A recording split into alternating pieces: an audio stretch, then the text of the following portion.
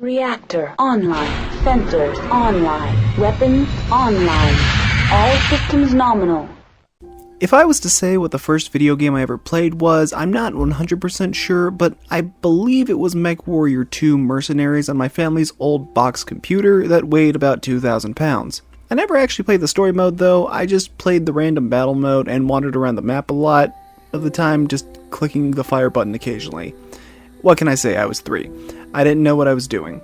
But then we got a console, and before the PSP, before the Wii, and before I even got my Nintendo DS, my very first console was the original Xbox. We didn't have too many games at the start, but there was actually a pretty solid lineup from what I remember. My parents got Spider-Man 1, because I was and still am a fan of Spider-Man, Quantum Redshift, a racing game that I sucked at, but it was sort of like F-Zero with guns, Halo Combat Evolved, which I wasn't allowed to play for a while because it was rated M, and I was also like 4 at the time, the Star Wars Attack of the Clones and Tetris Double Pack, and last but not least, MechAssault. These games shaped my childhood, and between MechAssault on my Xbox and watching reruns of Gundam Wing, it's no wonder that the quickest way to get me interested in your game is to throw a mech into it. How'd I get into RPGs then? Well, that was more the DS. Either way, it's time we begin this journey.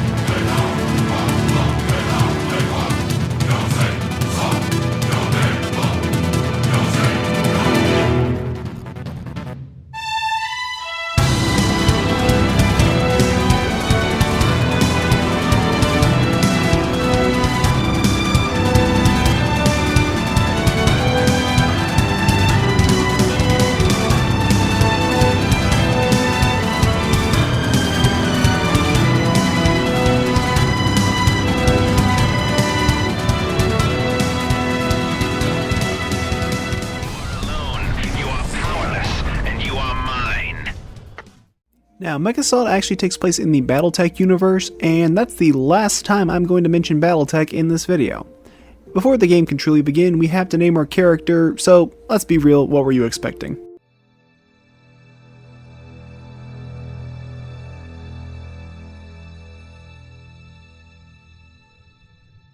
Hey Sport, you ready? I've got our orders. The invasion still steps off as planned. They're not paying us to be late, but the best part is that we get to go in first, just like old times. The intel boys say the enemy is powering up a set of nasty ground-to-orbit guns. If those are online when the rest of the Dragoons arrive, everyone dies, and we blow our bonus. So our little team gets to make a covert landing outside the range of the existing guns, sneak across half a continent, and take them out before our dropships show up. Just you, me, Briefing Boy here, a handful of pilots, and some of your favorite toys. You up for this?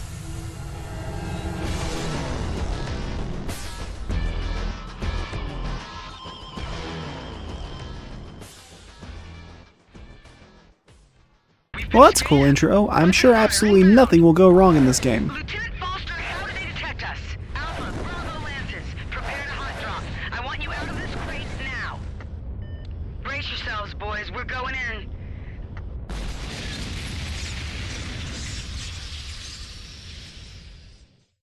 At the start of every mission, you'll receive a briefing from Major Natalia Korinsky, although her name wasn't actually dropped until the sequel, but that's not that important. Otherwise, she's the voice you'll be hearing throughout a lot of this game, and the other one will be Lieutenant Foster, your main mechanic and guy fixing everything. However, you're more or less thrown into the first mission very quickly, so here's what our first mech stats are. The Cougar is all around decently balanced. As a mech, it has 2 pulse lasers, some javelin missiles, and an autocannon, as well as having the ability to use jump jets for mobility. Realistically, probably the best first mech you could ask for, and that's probably why it's the first one you get in this game. Our mission begins and oh god, the controls are inverted. Well, not to worry, just go into the options and change it to whatever feels more comfortable to you. I do get why some people may like inverted controls, but unless I'm playing a flight simulator, that shit just does not work for me. Controls are what you'd expect for early Xbox: left stick to move, right stick to camera, pressing down the left stick for your ability, and then you use right trigger to fire, left trigger to change weapons. It's pretty basic. Enemies start out fairly easy with just infantry, helicopters, and tanks, no real threats here. On top of that, there's salvage that can be picked up from defeated enemies or in destroyed buildings. As far as salvage, they upgrade your weapons. These weapons are your lasers, your missiles, and gun power-ups, as well as some green health packs to repair your mech. Blue energy weapons like lasers, red for missiles, and yellow for guns. Now, all weapons in this game have unlimited ammo when at their lowest power mode, but the power-ups will give them an upgraded version of the weapon with limited ammo, coming in 3 separate stages, and whenever it runs out it goes down to the stage below it. Another cool detail is that on the controller you can press A to fire your weapons, which is cool, but you can also quick select the one you want by using B, X, and Y. X for lasers, B for missiles, and Y for guns, which if you have an Xbox controller, you would notice that the color of those buttons is the same as the color of the power-ups they correspond with. Just a neat detail I only really noticed on this playthrough.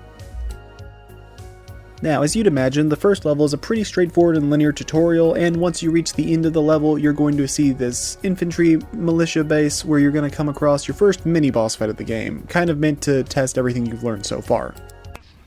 Whoa, that's some sort of hybrid power armor. Hybrid power armor? What is going on here? Planetary militias don't have power armor. The power armors are honestly not very strong. They're going to become obligatory mini-bosses, I say in massive air quotes, thrown into later situations of the game, just as an excuse to turn the battle music on, but really they're no threat to the player. They're just slightly tougher than the regular cannon fodder you've fought so far, meaning that they'll take probably 4 to 5 hits to really bring down as opposed to just 1 or 2. And with only 500 armor, this isn't going to be a very long fight, even if there are 4 of them. Though, when you are done, make sure you take out the enemy base as well, because that's also part of the mission objective. I really wouldn't even count this as a tutorial boss. We won't see our first real boss fight until Mission 4, though you could maybe argue that there's something related boss adjacent in Mission 2, but we'll get to that in a little bit. Foster is reading no more signatures. Good job, Mech Warrior. Return to the Icarus ASAP. Sirs, I'm receiving a video feed from Bravo Lance. Finally. Transmit it. Hey, watch yourself. I'm off of Lake Markings. Hang on, look out!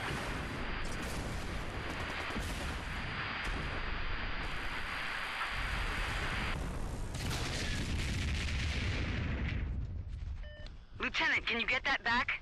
I can't, Major. There's nothing to get back. I see. Any sign of the rest of Alpha Lance? No, sir. Captain, get back to the Icarus. For now, it's just you and that scout mech, but this operation continues. Like I said, Dragoons improvise. We're given our next briefing to attack and destroy the enemy's comm tower to find out more about who we're dealing with, as well as being given a new mech, or more accurately, a new variant of a mech, the Puma. You see, in the Mech Warrior games, your mech can equip whatever weapons you want as long as they fit, but the original Xbox didn't really have the capabilities for all that, at least not this early on, so instead you'll get a mech and then you'll get an alternate variant that has different weapons, a new paint job, and sometimes a different ability. In this case, the Puma has Null Sig, which allows it to go invisible as well as disappear from an enemy's radar. Can be useful in stealth situations, but it should be noted light mechs are the only mechs in MechAssault 1 anyways that can actually use Null Sig and cloak themselves. So you're kind of going to be looking at some stealthy glass cannons or just stealthy scouts. Still, this is the better mech for this mission, and this is the one I'll be going for. This level has more of the same, being tanks and infantry, but now we'll be warned about deep water being a hazard to mechs as it can cause flooding damage. However, this is almost a pointless warning because this is only a factor possibly in a single level and nowhere else in the entire game. So don't worry about it too much, just don't go swan diving into the river right now and you should be okay. The hybrid power armors also make a return, but they've now become more or less just common nuisances to deal with, so get used to facing them, supposedly. Sadly, For them, anyways, my upgraded PPC does over 400 damage, so if the power armors have even stubbed their toes on anything, they'll go down just about instantly. Now, as far as all the different weapons go, don't worry about that, we'll cover it when it becomes relevant. And by that, I mean when we actually get enough mechs to talk about the different weapons. Really though, while the enemies are in slightly harder formations and greater number, it's still not a tough level given that we're still very much in the early game and, you know, you only have 2 mechs you can use and they're really just variations of the same thing. So, nothing too difficult here. Just continue through it until you reach the comm tower base at the end of the level, where we'll get into our first real mech fight. Sir, I'm reading heavy comm chatter from this base. Expect heavier resistance. Sir, I'm reading a battle mech. Light. Looks like an Owens. Careful, sport. This won't be like fighting tanks and infantry. That's because it's even easier. The Owens really sucks at being a mech. In fact, here's the description taken directly from the wiki. The Owens sacrifices power and jump jets for raw speed. Its only source of damage is a crossbow SRM, as the machine guns are useless at longer ranges. It needs all weapons at maximum level to do anything of value, but falls flat due to its abysmal damage output. Yeah, we're not exactly fighting a world breaker here, but I want to talk about something else I like in this game, the sound design. All the weapons feel just the right amount of punchy when you use them, the mechs move and sound like they have some actual weight to them, and my favorite sound in all of MechAssault is when an enemy is destroyed. Very rarely does a mech just fall down and get destroyed. Instead, more often than not when you take an enemy out, its reactor will explode when defeated, giving one of the greatest sounds in video game history.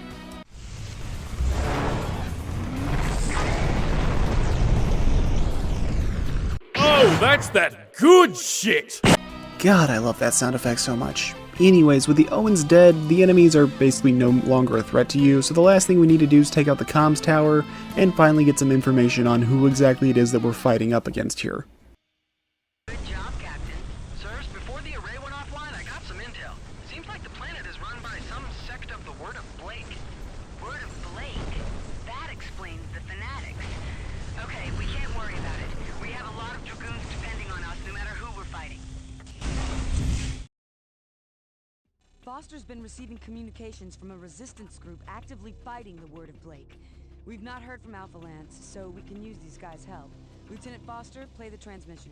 It's pretty rough, sir. Seems to be repeating at short intervals. I'll let you know when I get a better read. We have risen against the Word of Blake.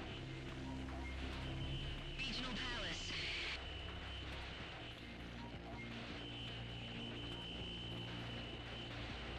Save your... We're getting into another level, somewhat similar to the first level, but now we have civilians being attacked. You can choose to save them, or not save them. It doesn't actually matter for level progression, but I always try to help them out because it makes me feel better. Upon progressing a little bit into the level, you'll reach a housing district being attacked by the Word of Blake piloting another mech known as the Uller. No bio for this guy because you'll have a much more significant battle against one in a future mission. The fight here has you surrounded by civilian housing, but ultimately not much of note here.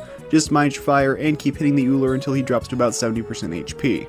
At which point he'll start to run away from you, and this is because he's trying to lure you into a trap where he wants you to follow him across a bunch of different islands that are also being guarded by enemy gunboats. I like this bit because it actually makes the Word of Blake seem competent and not just like a powerful threat, but also a smart one. So many games your big scary evil group is just a bunch of incompetent idiots, so it's nice having some that seem actually kinda smart. But anyways, while we're chasing down this Uller and trying to take him out, let's talk about the game's music a little bit.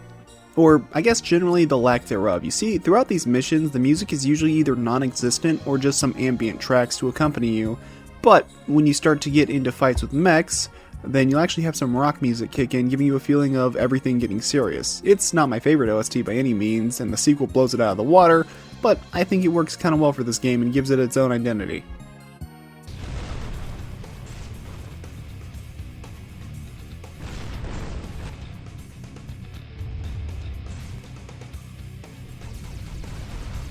At the end, we reach the Resistance base and learn that they've already been wiped out, which leaves us on our own to deal with one of the tougher fights in this game against an Owens and an Uller, and also a Russian army's worth of tanks.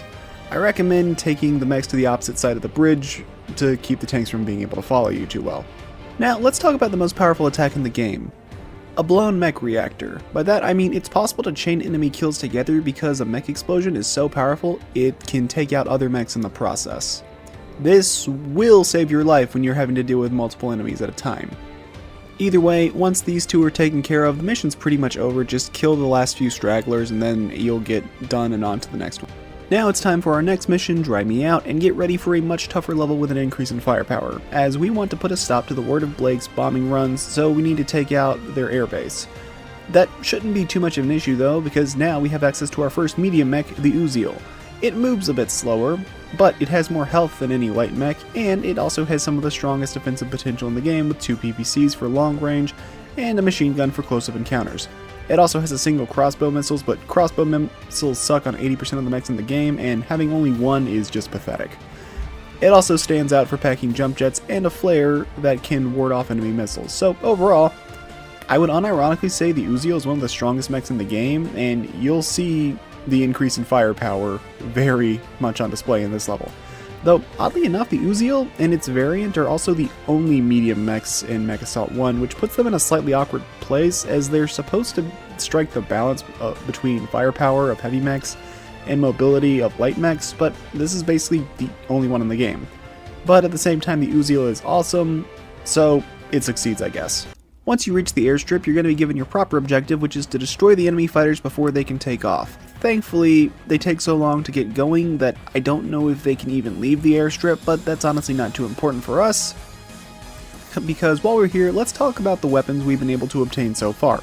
There are 9 main weapons in MechAssault 1, and so far we've seen 7. Pulse lasers, medium lasers, PPCs, autocannons, machine guns, crossbow missiles, and javelin missiles. The pulse lasers are the rapid-fire weapon of its type. Each individual hit does low damage, but they are fairly accurate and can be fired for long periods of time. Some mechs have multiple pulse lasers, making the low damage quickly add up, and when fully upgraded to purple pulse lasers, you can go full Terminator on your enemies, shredding their health bar. Medium lasers are your long-range weapon of the laser type. They do less damage than their missiles and gun variants, but they fire much faster. Overall, one of the most balanced weapons in the game, and their lower damage is offset by the fact that they're basically every single mech will carry at least 2 medium lasers, including the Uller. You're not going to get one that's just one medium laser. PPCs are the charge weapon of the game, or at least one of them, and you need to charge them up to make them stronger, then they fire off in a homing projectile. This is the only homing weapon in the game that isn't a missile, meaning it isn't affected by flares. It can be dodged, but it's still a very powerful weapon. Interestingly though, the projectile actually gets slower as it powers up, but that also just makes its homing better. Twin PPCs on something like the Uziel are amazing because it's just as strong as twin PPCs on any heavy or assault mechs in this game. However, PPCs on stealth mechs like the Puma aren't as good because seeing a giant ball of electricity charging kinda gives away your position. Now as for missiles, they're not as interesting. Crossbow missiles are your rapid fire weapon of the class, but they do little damage that outside of one singular mech that has 4 of them by default, the crossbow missiles just suck. Even when upgraded, it just adds an extra missile. Don't bother with them. Javelin missiles are your long-range missiles of the game. They're useless up close, but their homing and surprisingly good damage make them a balanced inclusion in just about any mech. Of the 2 missile weapons we've gotten so far, this is definitely the better one. As for the guns, we have 2 options. The machine gun is your rapid-fire weapon of the class, and it does pathetic damage and has no range, but has the advantage of generating so little heat that you can continuously fire it and your mech will still cool down. Until you power it up to stage 2 machine guns, where they actually do some pretty respectable damage, and then, if you can get it all the way up to stage 3, they will turn into a monster, shredding anything they're attacking. And some mechs later in the game can carry 2, 3, or 4 of these things, making them an absolute menace. Last but not least, we have the autocannons. They're your heavy-hitting gun of the game, sort of. See, autocannons are like crossbow missiles, where upgrading them adds additional projectiles, but they do actually good damage. However, their accuracy isn't perfect, so despite their range, they may shoot a bit off to the side, so always try to aim for center of mass when you can. But they have the highest hit stun of any weapon in the game, which means they have the highest chance of knocking a mech down when hitting him. Now, there are 2 other weapons in this game as well, but they cannot be obtained yet, so we'll talk about them when they come up, one of which will be coming up in the very next mission. Near the end of this mission, however, we're going to receive another task. Destroy this hangar and get ready for a boss fight.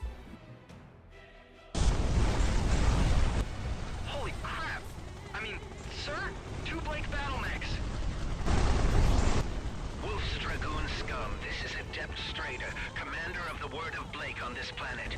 You meddle in that which you do not understand. This is our first proper boss fight of the game, and it can be a bit of a challenge for new players, but thankfully, despite the Kit Fox having the increased HP, it's still using the Ullr's weapon loadout, even when the Kit Fox has a weapon known as the Warhammer missile that's very powerful, probably because they didn't want to make the fight too difficult for such an early game battle, but I mean, still a bit of a weird choice if you ask me, because this is the only mech in the game that actually has the stats of one mech, but the weapon loadout of another. Really though, it's MechAssault 1, the bosses are just slightly harder than average mech fights.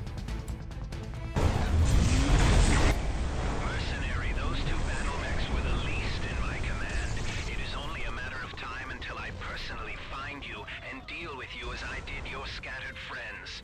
Your demise is at hand. Captain, return to the Icarus. Let this madman rant to somebody who cares. This next level is extremely short. We're taking out enemy ships that are sending supplies to the Word of Blake's orbital guns, and we need to stop them so they can't get any more. This level honestly takes about 2 minutes to beat, but the most notable addition is the Uziel variant known as the Belial. It has one single pulse laser, one single crossbow missile, and it also has 2 Gauss rifles, so one weak weapon, one useless weapon, and one weapon that we haven't seen yet. Great. Okay, I say this mostly in jest. In all seriousness, the Gauss rifles are the final projectile weapon of the game, generating a fair bit of heat for a gun, and taking a few seconds to reload, but having very high damage, and the projectiles travel so fast that they're basically hit scan. Really, the Belial feels custom built for this level, being able to easily destroy the escort boats, and one-shot the barges with the twin Gauss rifles. So, I think it was designed to be used in this level, and maybe 1 or 2 other times. A true Kit Fox will show up to harass you near the end of the level, and unlike that fake one, it actually has the proper weapon loadout, though the best strategy here is to just run past it and ignore it, since the real targets are the boats trying to get away. And once the boats are down, the mission is done, and it's done super quickly at that. This is probably the shortest mission in the entire game. Defending vessel sunk. Excellent. No new orbital guns. Okay, now we move the Icarus and press our attack. Captain, we're on the move as soon as you get back. But you know, whatever happened to Alpha Lance anyways? What is this? That's Alpha Lance. Where are they? Quiet! Mercenary, watch your infidel brethren. Watch and learn. Alpha Lance, this is Alpha 4. I am getting some strange readings. Alpha 4, get back here now! This is Alpha 1. SOS, anybody out there? I'm going to fight this thing.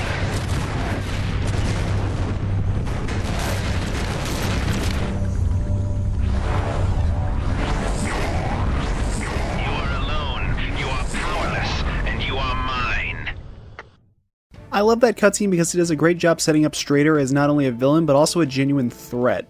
Now, it's time for Catnap, our first two-parter mission of the game. Basically, two-parter missions are missions that happen back-to-back without a break to change your mech of your own volition in between.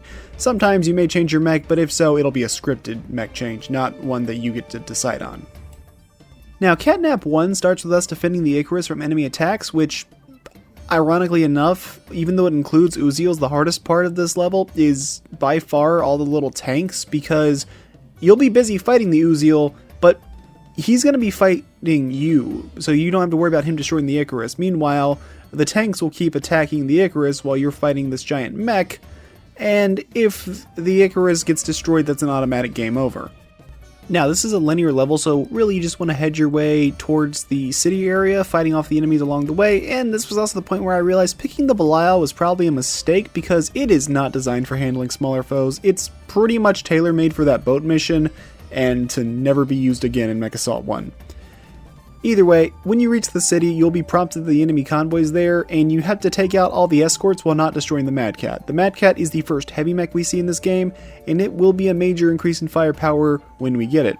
If you destroy it, that's an automatic game over, so don't do that. Once you've taken out the convoy, really you just need to keep the Mad Cat safe from getting destroyed and protect Foster from enemy mechs, as two Uziels will come to fight you, but thankfully the answer here is simply to just run them away from his location, as Foster isn't really a priority target for them. Meanwhile, you are. I don't know why this is the case, but honestly, I'm not complaining because I would hate having to do an escort mission here. And eventually Foster will get the Mad Cat up and running on his own, so it's not a big deal, and at that point, you technically still need to keep him safe, but he's in a Mad Cat, he's not in any danger of dying. And so just take out the remaining mechs and get part 1 of this level done. The second part of Catnap is really just a chance to give the Mad Cat a test run, as you're going to be required to use it for multiple levels in this game. In fact, this is the most used mech in the game, at least that you have to use, as you use it for 4 separate missions. Now, Foster will actually be helping you by piloting a Cougar, and there will be some friendly tank and infantry units here as well to help you, along with some power-ups, so really, this isn't too hard of a mission. There's really not much to say about this mission as a whole, but it is pretty fun getting to see what a heavy mech is actually capable of, though I won't be going into the Mad Cat's stats until the next mission, but pound for pound, let's just say the Mad Cat is one of the strongest mechs in the game, and also kind of the mascot of the franchise, even more than the Cougar. This mission does throw a fair number of enemies your way, and it is a lot about defending targets, but thankfully it's never too bad outside of the opening part, since you can just kite enemies away and focus on them if you really want to, and the devs know it's better to end a power trip on an actual power trip and not something that's hard as hell disguised as a power trip. And for beating this mission, the game rewards you because now you will have a heavy mech in your arsenal permanently that you can use for the rest of the game. In fact, I hope you like it because you're going to have to use it for the next 3 missions in a row. You don't have a choice. But at the same time, the Mad Cat's one of the best mechs in the game, so I'm not really complaining.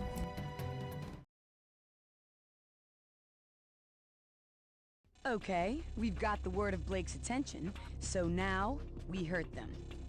One of their key tactical command centers is nearby, and if we're ever gonna have a chance to get near those orbital guns, we've got to take it out. We can't hit them head on, so we're gonna turn out the lights. Their base is so large it has to draw most of its power from the nearby nuclear fusion plant. We're gonna blow that plant and cripple the base. While the word is in the dark, we move on and go after the orbital guns. The only mech we've got powerful enough to handle this is the Mad Cat, so that's what Briefing Boy has set up. You can thank him later. Now that we can properly look at the Mad Cat, the things to note here are that it carries 2 PPCs, it carries javelin missiles, and it also carries multiple machine guns. In a lot of ways it's an upgraded Uziel, but instead of jump jets it has target jamming.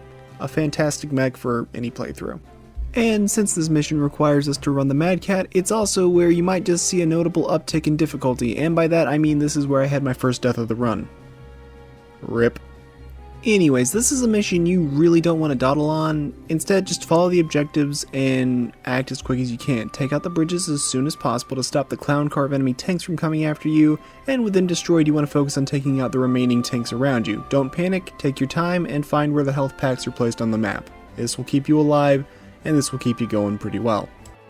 After clearing out enough enemies, the Pumas will show up to tell you these cutscenes are in-engine and can lead to some comedic results at times. I guess 2 mechs with PPCs could be a threat, but between the water and the fact you are able to see charging PPCs, these normally stealthy foes are of little consequence. Don't worry, there will be a much better utilized Puma as a threat later on in the game, and we'll get to that when we get to that, but for now, kick their asses and move on. The level caps off with a canyon filled with both mortars and our next boss fight against the Catapult.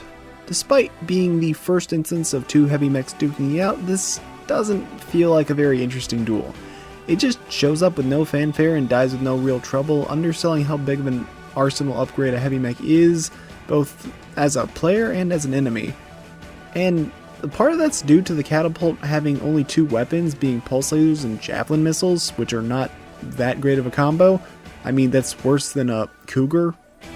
But also, the Catapult is tied for the slowest mech in the entire game, even slower than some assault mechs. The only thing it has going for it is it's able to use jump jets for the longest period of time at 12 seconds. Now on to part 2 of the mission. We go inside the nuclear power plant and our main objective is to take it down, but the game isn't going to let that come easily, as we are now introduced to mech construction bays. But really, this level isn't very long, but it's pretty tough given the sheer number of enemies you have to deal with, and the frame rate just might shit itself here. The mech construction bays are what you'd expect, essentially enemy mech generators, so you want to take them out as fast as you can. And if a mech is coming out of the construction bay and you destroy the bay on top of them, the mech will instantly die. So that might be a good way if you want to try and get some free power-ups out of it, but be careful. You're going to be attacking enemies a lot here, meaning you'll be getting close to overheating throughout this level. And when you're in a firefight, you still want to find a way to keep up the pressure, and if you're overheating, you can't fire your weapons. However, the Mad Cat comes with machine guns, which generate so little heat that your gauge will go down while firing them. So, if you need to lose your heat, just swap to machine guns and keep up the pressure as best you can. Of course, you can't get too far when the doors are locked, so what you're actually looking for are these generators in the back of the area that keeps the, well, doors to the reactor locked up tight. If you destroy them, you will be able to get through, and the reason why we need to do this, can't just blow the doors down, is because doors are the single strongest material in the MechWarrior universe, for some reason. The level reaches its climax when you reach the reactor, but it's being guarded by a mech depot with an Uller and a Belial ready to throw down with you. Don't waste your time on the enemies, gun it for the mech depot to cut off any future reinforcements. From this point onwards, we'll just focus on killing the enemies that are marked as priority targets. They'll have arrows over their head. They need to die in order to finish the level, but again, the depot should always come first, because having fewer enemies to deal with is a good thing. Once they all go down, all that's left is to take out the reactor, so blow it up and get away from the blast, as it's very large and very explosive. And with that, we have now wrapped up the first act of the game. Now let's hope nothing else goes wrong. Right. The lights are out. This will hinder the word's ability to repulse our invasion. Well, that and us taking out the orbital guns. On that note, we have work to do. Mercenary, you continue to annoy me. You are mistaken if you believe your small wins will ensure greater victory. The infidel never wins. My wrath will be swift and terrible. All shall bow before the chosen of Is it just me, or is he getting a little annoying?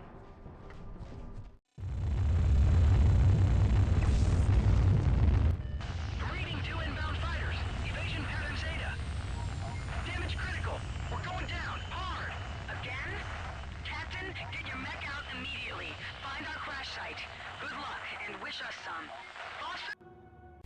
Well, that didn't take very long. Anyways, this is the 4th mission in a row where we're required to play as the Mad Cat, so it's a good thing this is one of the best mechs. On that note, this level stands out for a few reasons. One is the snowy environment, meaning we actually get some new battle music finally, which is pretty cool. And 2, the game will no longer hesitate to throw mechs at you, as an Uller shows up almost immediately, and the game quickly throws foes like an Uziel your way as well. You're going to be getting into a lot more fights going forward, and the game is going to be getting a bit tougher, so be ready for that. Now, those of you familiar with MechWarrior may be familiar with how environments work, and you might think, well, since it's a snowy area, that means your mech cools down quicker, right? Well, not really. MechAssault 1 is a fairly simple game, and while there are some factors that can reduce heat faster, like being in water, or the snowy environment itself, like the frozen lake areas, the snow itself has little to no impact on your heat gauge, which is probably a good thing, because if it did, that would mean the next area would also have a major impact on your heat, and in a very bad way. Plus, overheating in MechAssault 1 is less of a big catastrophe and more of a significant inconvenience, because all it means is that you can't fire your weapons for a little while.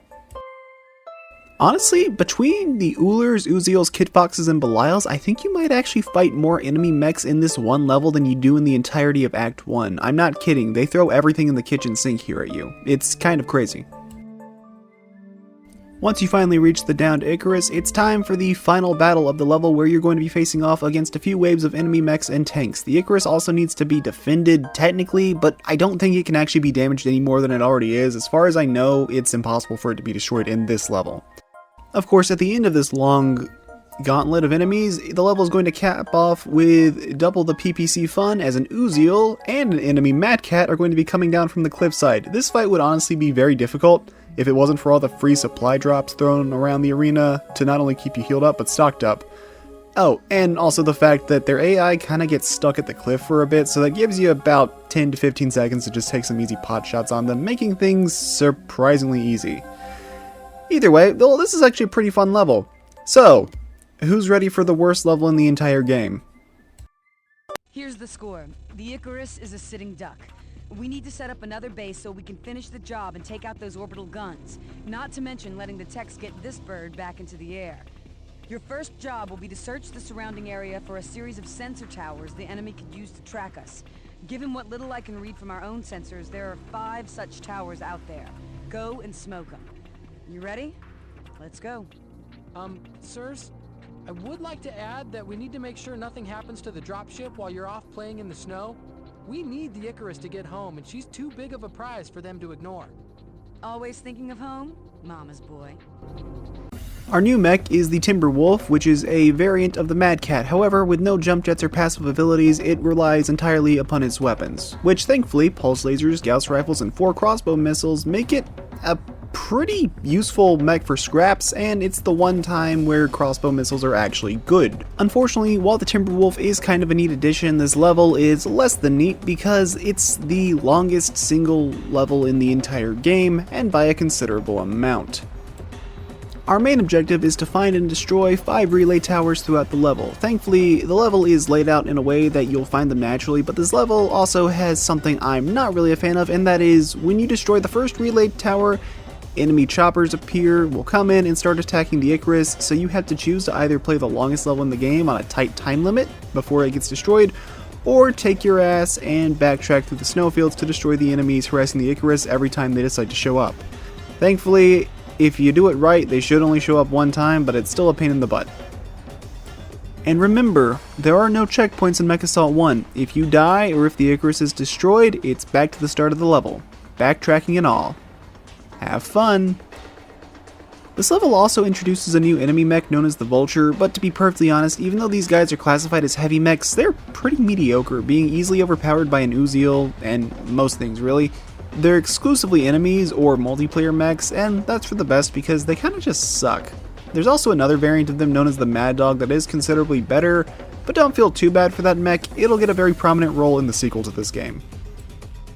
Now, who's ready for a somewhat jerkish trap? Yeah, the game has a collapsing tunnel that can just about insta-kill you if you're not careful or super unlucky. Again, I really do not like this level. Now, once you destroy the last relay tower, that means all that's left is to mop up the remaining mechs, so get to it and take them out. Mech power up! Ambush! Little mercenary, I knew you would meddle. Face my champion.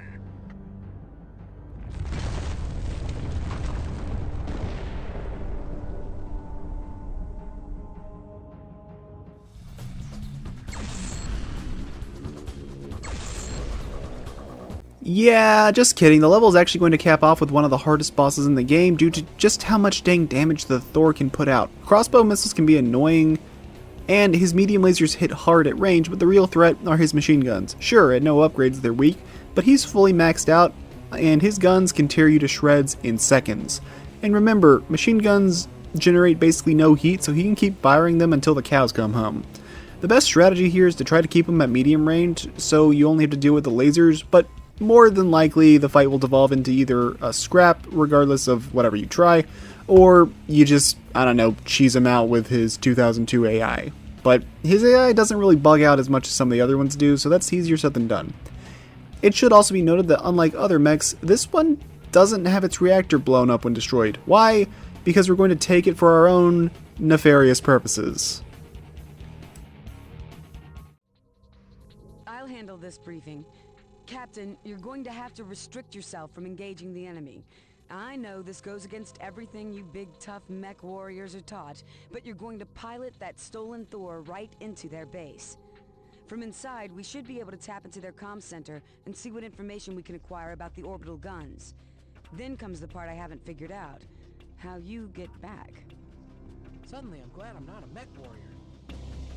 So, you ready for a tough level? Well, okay, this one isn't too hard, but it's easy to screw up, and just like the boss fight, the Thor has medium lasers, machine guns, crossbow missiles, jump jets, and target jamming. It's a pretty solid all-around mech, but I personally prefer the variant of it a lot more, and we'll talk about that when we get to the next level.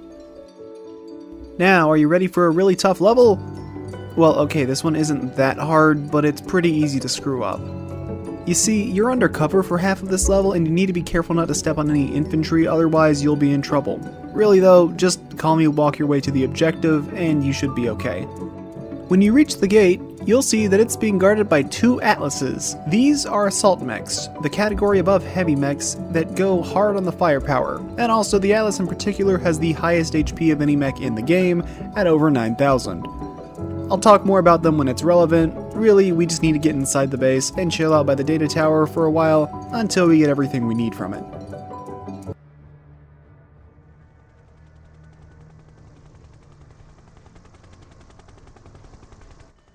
Friendly Thor, please transmit your ID code. Mech Warrior, we do not have the information yet. Stay inside the base until we get the intel. Again, Friendly Thor, please transmit your ID code. Comply or be fired. Captain, hang tight. We're almost there. Get ready to move out. Fast. Almost.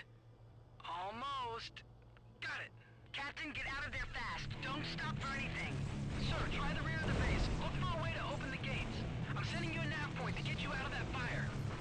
Of course everything goes wrong. Don't try to fight the mechs here, just head to the back and destroy the gate lock, and work on trying to escape. You can beat the Atlases in battle, but it's going to be an uphill battle, and the Oolers are not going to be ignored either. They won't be making things any easier. What you need to do is get out of the base and run like hell, as everything has gone to hell in a handbasket, as all the enemy forces that you saw while you snuck your way up here now know you're an enemy and want you dead. Thankfully, the Atlases aren't really the best at chasing you down, but the Oolers will continue to harass you until the heat death of the universe. One of the best strategies here is to try and use your jump jets to get across gaps as fast as you can. Remember what I said about the Atlas not really chasing you? Well, I kinda lied. You see, near the end of the level, he's going to show up on top of the bridge, and what you need to do to beat this level is bring down the bridges to ensure they can't follow you. So, once you blow up this bridge, just jump jet your way up the mountainside and you'll be home free. With that said, now it's time we finally complete our objective that we got at the start of the game, and time to take out the orbital guns. We know where the guns are. Now we need to stop them before the invasion fleet arrives. The Icarus is almost fixed, but you'll need to go in alone. Time is critical. Sir, from the intel we received, you can either battle straight through with one of our big gun mechs, or take a jump-capable mech and skirt around the edge of the base. Your call. Time is of the essence. The other Dragoons are counting on you. The whole invasion hinges on this moment. For this mission, you have a new variant of Thor known as the Summoner, with 4 pulse lasers, 2 autocannons, and jump jets. This could be seen as a much stronger version of the Cougar, but notice that other weapon, the Warhammer missile. I will go into this weapon when the level begins, and hoo boy, is it a strong one. Mercenaries, you are too late. Your invasion dies today. Captain, don't bother listening. Get a move on.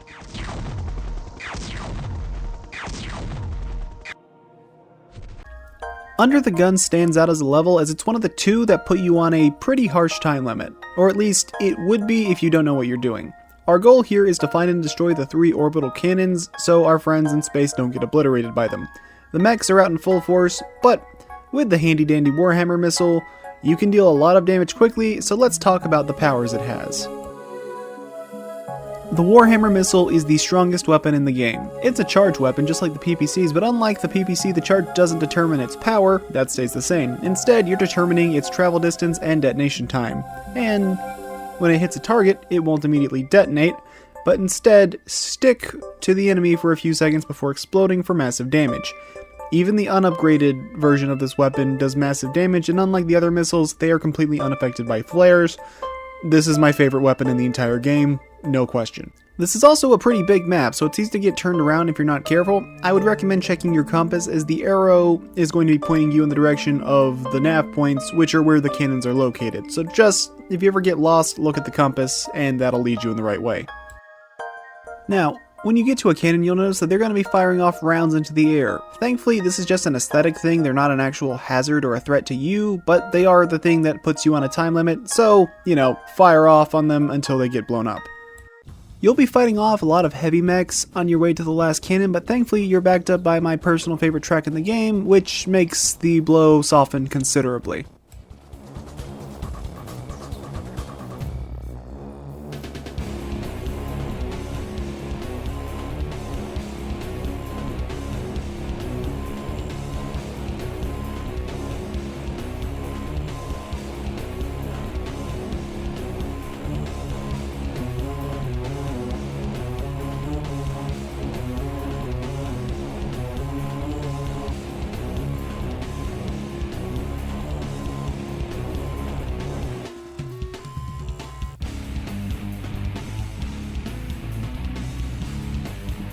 When you've destroyed all the cannons, the mission isn't done yet, as you still need to destroy the remaining mechs that you are currently engaged in combat with. Thankfully though, with all the cannons destroyed, the timer permanently stops, which makes sense, because why would it continue to go down? There's no more cannons left to fire. Good work, Captain.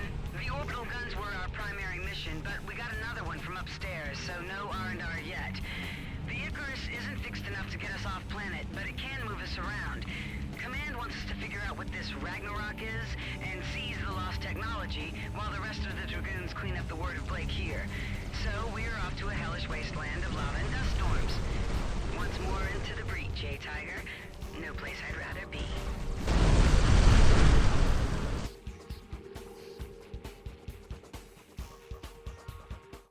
Okay, new phase of our mission.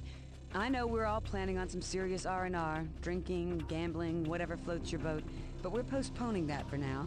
This payoff may be bigger, but I got good and bad feelings. As you know, we are en route to the wasteland. We have received some intel that got me thinking, and I have a plan. Oh, great. First, we have an old suit of power armor in the hold. Captain, you are just the right size. That added to the fact that we've learned that a number of Word of Blake dignitaries are having some sort of celebration during an invasion? Amateurs. So, the plan. In this power armor, their sensors won't pick you up. The bad guys won't go on full alert. You will face defenders, just not their whole force. Get through their base and find their mechs. Steal one, and then you'll be inside their defenses, giving them hell before they know it. Move through the small city, demolish the regional palace, and crash their little party. What can I say? Brilliant. Size Matters Act 1 stands out as the only level in the game where you pilot the Elemental, a special version of the power armor that doesn't completely suck at everything and has more HP.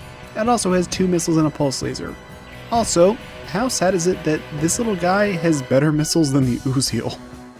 Now, given that this is a fiery burning wasteland, we need to use our jump jets to get across the place. Lava is the primary hazard for the remainder of this game, not only doing damage, but it will also begin increasing your total heat. Thankfully, overheating in MechAssault 1 just means that you can't fire your weapons for a while, and it's not a total mech shutdown.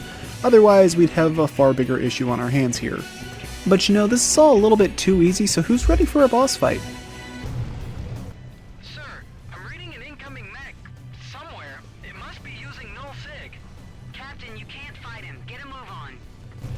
The rest of Size Matters Act 1 involves you getting chased by this guy, so be ready to run for it, and you gotta be on your toes and think fast. Anyways, while this level is kind of a stealth mission, it's really a lot more of a don't be an idiot mission. You can try fighting the Puma straight up, but don't bother with that because really you just need to run and get out of here while using your jump jets to platform across the lava and be mindful of the little geysers as they blow up if they take too much damage, turning into even more lava pits. There's also other things like the hybrid power armors here, but just ignore them, they're not worth your time. Oh, and don't think just because you put some distance between him that you're free. You are mistaken. The Puma will always catch up to you no matter how far you get, and there are scripted points where he's going to be chasing you throughout the rest of the level, so more platforming and other dangerous parts are required. The big thing to worry about with the Puma is actually not his weapons, but his Null Sig ability. You see, Null Sig makes a mech invisible when not firing their weapons, but even worse, it makes them disappear from the radar, so you're being chased by a monster you can't always see or tell where he is, unless he's actively firing his gun at you. There's also this point where you go underneath this canyon. You can try and destroy it to collapse it on top of him and kill him that way, but that's pretty risky. I wouldn't really recommend it unless you are confident in your ability to do so before he can get out from under there, and you can get yourself out from under there before, well, it comes down on top of you. When in doubt in this level, just keep on running until you can see the gate near the end where you want to blow it up, and when you see these friendly IFF tags, that means you are home free. The hardest part of the level is over, and now it's time to get ourselves a little bit of extra firepower. I get they want you to take the Atlas for the power trip feeling, but honestly, the Summoner probably would have been the better choice. Anyways, we're now in control of the Atlas, our first assault mech of the game, and unlike heavy mechs, assault mechs have even more firepower and basically cannot be knocked down under any circumstances. Regardless, I hope you didn't think that the boss fight was over, as the Puma is actually going to show back up to make his final stand against you. Honestly, while it's not traditional, I actually enjoyed this battle, and probably my favorite fight in the game. The Puma is more or less powerless against you in a straight up fight, but he will try to use his stealth capabilities to blend into the arena and harass you throughout the level if you don't take him out here and now. And given all the dust that gets kicked up and all the other enemies attacking you, you might just lose him if you're not paying attention, unless he's charging up the PPC. That 100% gives away its position, and it makes me wonder, why did they put that on a stealth mech? Either way, use your extremely powerful mech to put this Tormentor down for good, and hope he doesn't blow up in the lava with his power-ups. Cheeky bastard. Most of the rest of the level is really just you going on a rampage, dominating all the enemies in your way. It's not hard to do in the slightest, but it is kind of fun.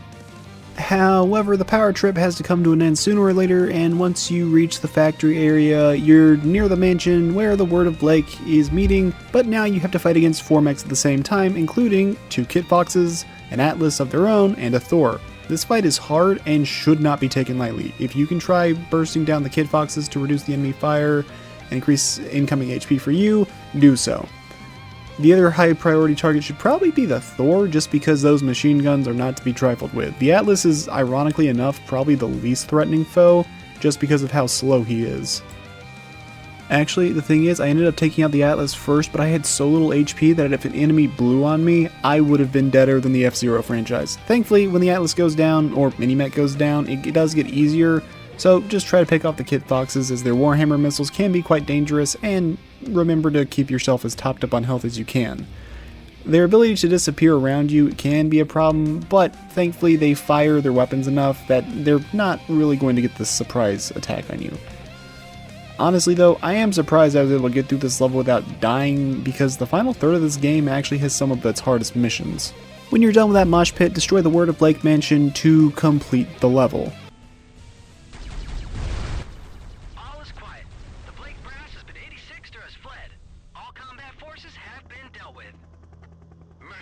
You continue to annoy me. I will personally deal with you soon. Your reckoning day comes. Was it too much to ask that that lunatic was at the party? Captain, we are en route to your current position. The Major has decided to bring the Icarus down right where you are. Foster, let's try not to crash this time, eh? We've obtained information that more suspected rebels are being made to work in factories reinforcing the Word of Blake. We can kill 2 birds with 1 stone by freeing the prisoners and destroying the factories. We're going to hot drop you in, sir. There are 2 outposts between you and the camp. Take their comm towers out, and as always, flatten any hostile troops. Our next 2 missions are pretty much designed to be cleanup before we can finally confront Strader, and the first mission on this list is to go to the Word of Blake prison and free the prisoners. For this level, we actually have the full roster of selectable mechs, at least in story mode, as we can pick anything from the Cougar all the way up to the Atlas, including the new variant known as the Prometheus. And this thing is designed specifically to kill enemies with 3 medium lasers, 2 Gauss rifles, and 2 Warhammer missiles. This might just be the strongest mech in the game combat-wise, and it even has a flare to keep missiles off of it. I wish I had some interesting stuff to say about this level, but this really is just the most mosh pit level of the game, killing a metric fuck ton of enemies until the end where something unique happens. That being said, this is also the level where you'll come to realize it's not the Atlas or Mad Cat that's the most dangerous enemy, it's the Uziel. While the Prometheus is more powerful of a foe, they basically only appear 2 times in the game as boss fights, while the Uziels can come from anywhere and unleash the twin PPCs on you for a lot of damage. So you definitely got to keep them in mind. Well, okay, Allied, there is actually one set piece to this level where there's a segment with a mech repair bay. You want to try and take the enemies out before they can get repaired and get up to fight you. And while you can fire on the mechs, you can actually take them all out in a single go if you just destroy the repair bay, as that'll cause the building to drop on them and have them blow up in the process. Otherwise, keep killing enemies until you get to the end because, well, it's MechAssault. What are you expecting? At the end of the level, you'll reach a prison camp, but there's no guards present aside from 1 brave soldier 2 days away from retirement. And yeah, this is totally a trap. This is most definitely a trap. Sirs, something is wrong. I'm not picking up any signs of the prisoners. And why is there only 1 guard? Foolish mercenaries. All it took is civilians to lure you here. You are weak. Incoming dropship. It's hot dropping a mech. Captain, deal with this and return ASAP. We need to pay this butcher back. The Prometheus is our boss fight to cap off this level, and it has the makings of a mighty foe with high armor and the strongest weapons in the game. But its AI is kind of a potato, so you can use the waist-high walls to stop just about any attack it throws your way. But you're not done when the first foe goes down, because the game decides, okay, now fight 2 of them at once. And this would be challenging if they were more aggressive or actually fought you together, but generally the third Prometheus just kind of stays far back enough that you really won't have to engage 2 of them at the same time.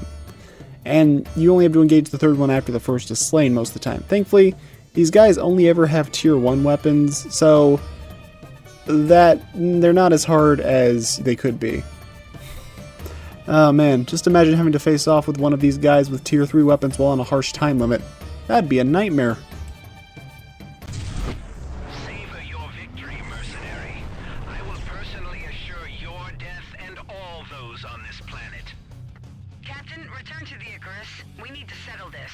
And shut Strader up. Ragnarok or no.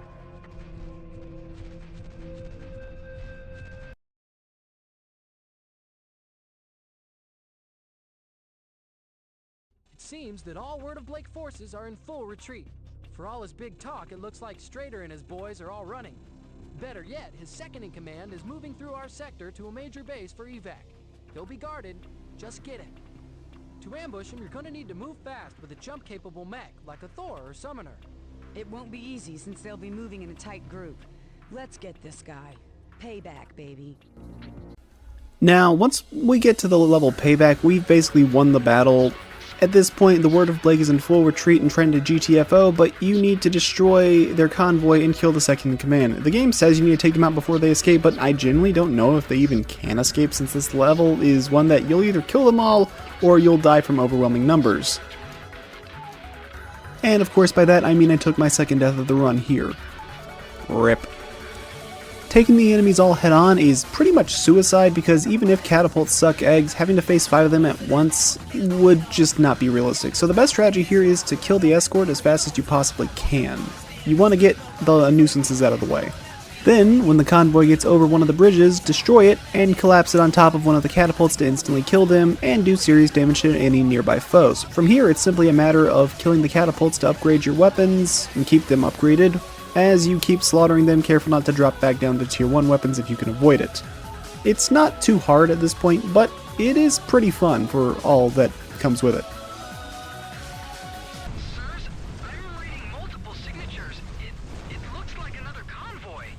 Foster, when you looked at the sensors the first time, you missed a group of massive walking tanks. Captain, get a move on and stop that other convoy. Turns out there was a second convoy all along. Oh no. Really though, this convoy is just 2 mechs and a few tanks. Get over there and kill the crap out of them. Somewhere along the way, the number 2 died in the process, I guess. He's not really a character, so there's nothing to really worry about here. More importantly, who's ready to kill Strader?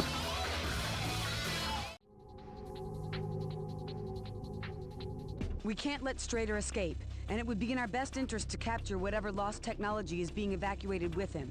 Someone has to go into a heavily guarded spaceport, blow the Blake dropship, and kill or strand Strader. Guess who gets the job? Not it! Right you are, briefing boy. Good luck, Captain. Foster, your job. You need to get the dropship fixed so we can get off this planet and enjoy our R&R after our esteemed captain gets done kicking some Blake butt. This is it, the final mission where you get to select a mech. This will be where you fight Strader, so pick your favorite mech and get ready for the grand finale. Personally, I'm going with my favorite mech in the first game, the Summoner. Overall, this level is surprisingly quiet. The Word of Blake has pretty much either escaped the planet or tried to escape and failed. Or, you know, they're just straight up dead. The notable addition to this level being there's some mortar tanks that will try to destroy the bridge out from under you, but, I mean, if you're moving at any moderate speed, that's not a danger. Otherwise, you're just fighting some small tier enemies and a few light mechs that may try to deter you. Overall, though, this level's easy. Too easy. As you approach what looks like an airbase, you'll see another mech construction depot, so kill it quickly to not have near-endless waves of enemies, even though it's mostly just going to be some Hackmans, which are just the Owens with a Gauss rifle and stealth. Also, their stealth doesn't work too well when they're on the verge of blowing right the hell up. But, you know, do what you can, I guess. Getting inside the base, you're going to see what looks like a jet trying to take off. Act quick to bring it down, but also look out behind you because there's a summoner ready to throw down with you. Thankfully, the jet is programmed to always drop health and all 3 upgrades upon being destroyed, so you will be at least somewhat topped off for those fights. Also, there is a mech creation depot in here that spawns summoners and Thors endlessly, but if you destroy it, then the mech that's coming out of the depot will also be killed in the process when they're inside that, so useful tip to keep in mind.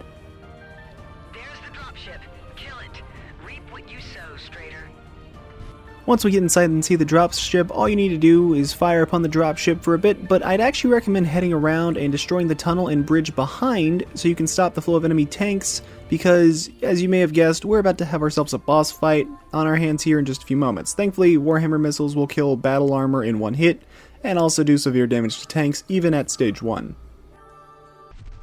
Mercenary scum, you die now! You face the Ragnarok! What is that? That's not in any of our technical readouts.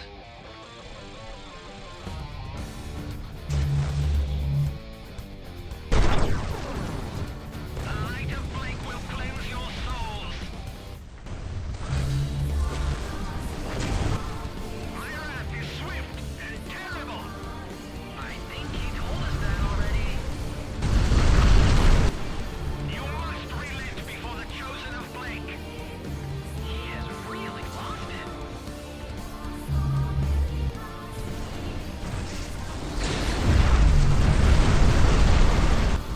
That thing has some technology we've never seen.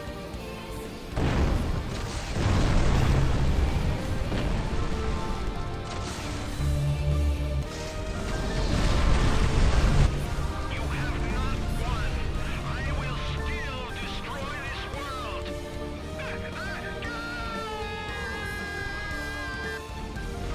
See you in hell, Strader. Sorry, sir. Couldn't help myself. Well done, Captain. At least now we know what Ragnarok is. Or it was. Sir? Too bad we couldn't capture it and analyze it. Sir? What? Look at the feed from the cameras. Whoa, they had 2? Foster, send in the techs. I want that mech up and running fast. We need to stop this doomsday device and save this world. The Icarus can't get off this planet, and the other Dragoons won't have enough time. Sport, we are in a bad spot here. We have very little time. You and that captured Ragnarok mech are our only hope. We don't know quite what it can do, so you'll have to work some magic here, Captain. But I know you can. Nothing matters except stopping this doomsday device. Nothing at all. The other Dragoons, the civilians of this planet, all of us are depending on you. Got anything to add, Foster? Drinks on me when you get back? Good man. The Ragnarok is our final mech of the game, and it has the unique quirk where it has an exclusive weapon known as the lava gun, which fires off some molten metal. It's very powerful. Interesting thing though is the preview actually shows it using pulse lasers despite never being able to actually use them in game. I wonder if that was just kind of a holdover from early in development. Now welcome to the final level of MechAssault 1, a 2-parter and simultaneously a power trip level and a final challenge for players to overcome.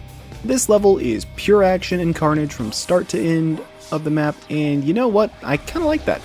It's not easy, but given that we're supposed to be piloting one of the strongest mechs in the entire series, we should totally be tearing through the opposition if you're playing smart, which I appreciate. It's kinda like Doom 2016 and Doom Eternal in that respect.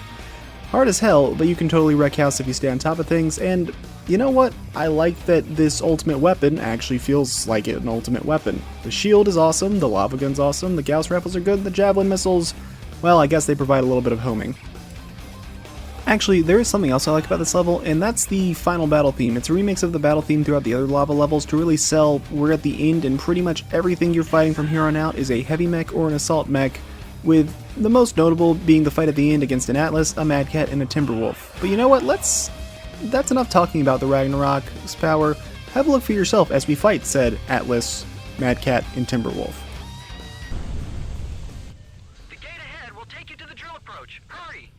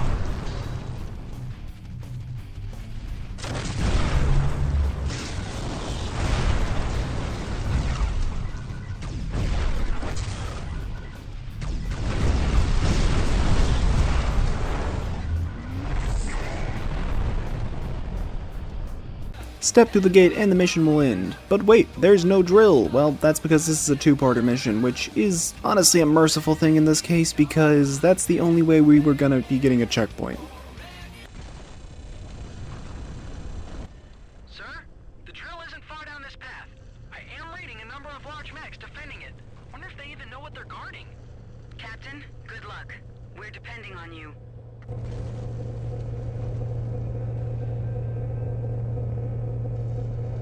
This is the final level of the game for real, and it's also one of the hardest levels in the game despite its overall very short length. So hard, in fact, that I took my third and final death of the run here. When you step through the gate, you get word of seismic activity. Helios will be beyond the point of saving if we don't stop that drill, and soon. And the game gives you 8 minutes to get the job done, though thankfully it only takes about 1 minute to actually reach the drill. And as for the final battle of the game, well, here we go. The final battle of this game sadly isn't some special giant uber mech, but it's still pretty fun. Hope your right thumb is ready to go, because if you're not shielding every available second during the start of this fight, you're probably doing something wrong. However, once you get down to just 1 or 2 mechs, it's probably a better idea to use it a bit more sparingly as a way to stop their big attacks like the Warhammer missiles or PPCs. They'll stick to the shield, yes, but you can also just run away before they blow up. Also, try not to lose your lunch as the frame rate starts to choke on itself when there's too much going on. Sadly, this is kind of the curse of being an old Xbox game. And the last big thing to note about this fight is the Prometheus that comes in is fully maxed out on weapons, making him the most powerful opponent in the entire game, no ifs, ands, or buts, and judging by his weapons, he might have been the one that actually killed Alpha Lance. A 4v1 against some of the strongest mechs in the entire game sure is a tough task, but just keep your cool and you should be able to come away with it. The best advice I can give here is don't panic, and when you have a health pickup, wait until you get to around 30% HP before you go to actually grab it if you can. That way you can make sure you're getting the most out of it and not just wasting it, but also that you're not cutting it so close that you'll be in danger of dying if you misstep 1 foot. When the final mech is taken down, you're not done yet because you're now in phase 2 of the fight, where endless waves of hybrid power armor are going to spawn in and swarm you. Really though, here all you need to do is just try to survive for a while until Foster tells you how to blow the drill up. Really, it's only about 30 seconds, I believe. Though you will be told, the only way to take out the drill is to head right inside it and self-destruct the Ragnarok to save Helios and beat this game, once and for all.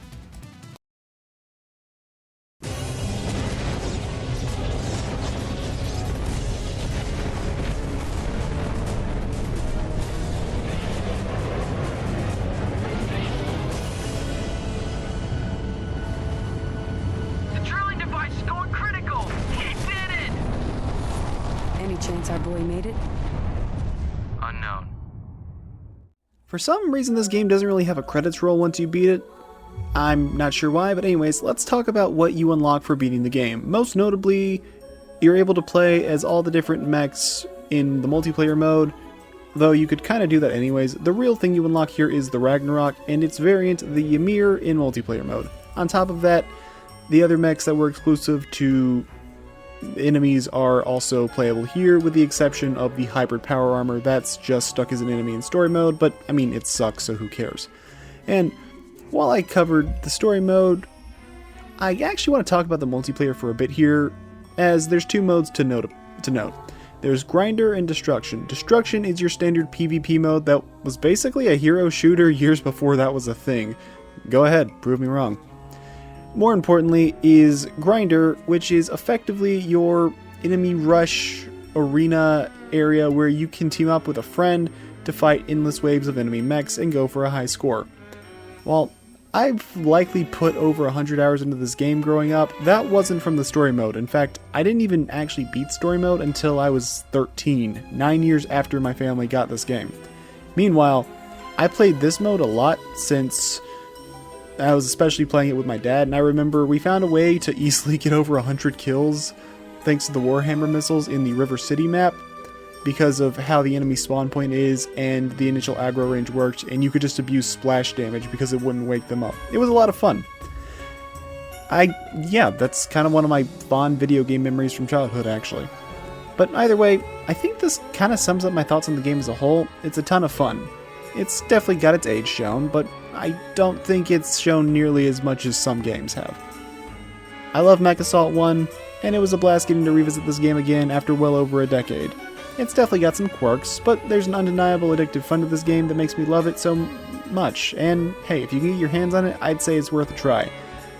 It also emulates relatively well, but at the same time, if you can get Xbox emulation up and running, more power to you, dude. It was a pain in the ass. Either way, that's all I've got for this video. If you want to see more videos from me of varying quality, consider liking and subscribing. I've got videos covering other full games such as Kirby and Dark Souls 3, as well as boss rankings of various games as well. Once again, including Kirby and Dark Souls 3, but also including other games such as No More Heroes, Phantasy Star Online 2, Armored Core 6, and even this game, albeit with a semi-loose definition on what is and is not a boss fight. Either way, that's all I've got for now. I hope to see you again in the next video, whatever that may be. Until next time, take care everyone.